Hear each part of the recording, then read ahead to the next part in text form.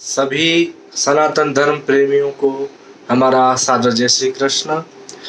हमसे जुड़ने के लिए हमारे पेज को लाइक करें और हमारे चैनल को सब्सक्राइब करें। आइए आज हम चर्चा करेंगे गंगा दशमी की, जिसको शास्त्रों में गंगा दशहरा भी कहा गया है। दशहरा क्यों कहा गया है? निर्णय सिंधु में यह बात स्पष्ट होती है कि 10 पापों का हरण करने के कारण, 10 पापों का समन कर देने के कारण, तत्क्षण उन पापों का नाश करने के कारण इसको दशहरा कहा जाता है। गंगा के विषय में हमारे 18 पुराणों में भिन्न भिन्न प्रकार की व्याख्याएं आई हैं, भिन्न भिन्न प्रकार की चर्चाएं आई हैं। पद्म पुराण में लिखा है कि कई कोस दूर से भी अगर कोई गंगा का स्मरण कर ले तो भी गंगा उसको पवित्र कर देती है, उसको पावन कर देती है। ब्रह्म पुराण में, वाराह पुराण में, स्कंद पुराण आदि में तो बहुत वर्णन गंगा का मिलता है। ब्रह्म पुराण में तो यहाँ तक लिखा है, उसके अवतरण की कथा के विषय में लिखा है, भगवती गंगा जो है वह हस्त नक्षत्र के दिन स्वर्ग से पृथ्वीलोक पर आई। अर्थात जिस दिन गंगा जी पृथ्वी पर आई उस दिन ब्रह्म पुराण और वाराह पुराण के अनुसार ज्येष्ठ शुक्ल दशमी मंगलवार हस्त नक्षत्र था। लेकिन स्कंद पुराण में थोड़ी सी कल्प भेद के कारण भिन्नता है। वहां ज्येष्ठ शुक्ल दशमी मंगलवार की जगह बुधवार है, लेकिन नक्षत्र तो हस्त ही है।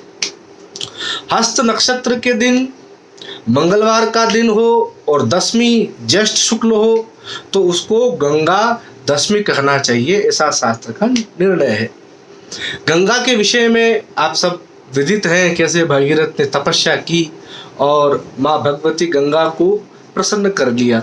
लेकिन ये कोई गंगा जी को प्रसन्न करने के लिए भगीरथ ने कोई 1-2 साल तपस्या नहीं की, और केवल भगीरथ ने तपस्या नहीं की थी। इसके ऊपर के क्रम में चले तो दिलीप ने तपस्या की, दिलीप के अंशुमान हुए, फिर अंशुमान के असमंजस हुए, और फिर इस क्रम में ये भागीरथ हुए।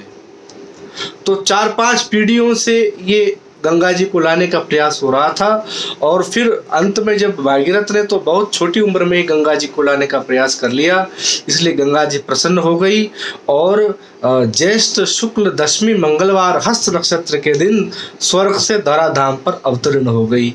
ये गंगा जी का बड़ा सुंदर महत्व है।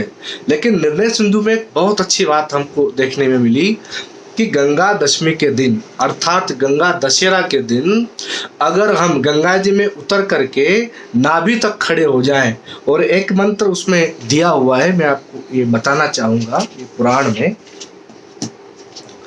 आप भी देखें, ये निर्णय सिंधु है, और इस निर्णय सिंधु के अंदर गंगा दशमी के दिन जो मंत्र बोलना चाहिए उसके विषय में बताया गया है कि जिस दिन गंगा दशमी हो उस दिन गंगा जी में उतर करके ओम नमः शिवाय नारण्याय दशहराय गंगाय स्वाहा, इस प्रकार का उच्चारण करने से जितने भी पाप हैं उसका नाश हो जाता है और भगवती गंगा बहुत जल्दी प्रसन्न हो जाती है, ऐसा शास्त्रों का वर्णन है।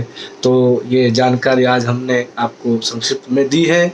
हमारे चैनल आचार्य ऋतुराज शर्मा को लाइक और सब्सक्राइब करें और सनातन धर्म की ऐसी बातों को जानते रहें। सादर जय श्री कृष्ण।